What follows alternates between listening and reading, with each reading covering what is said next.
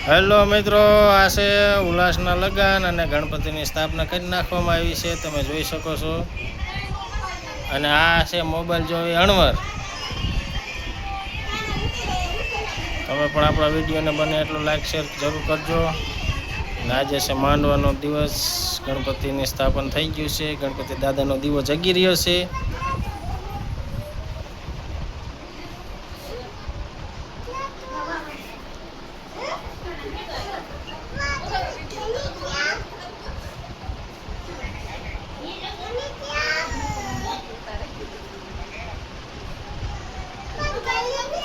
તમે આવી જાઓ છો.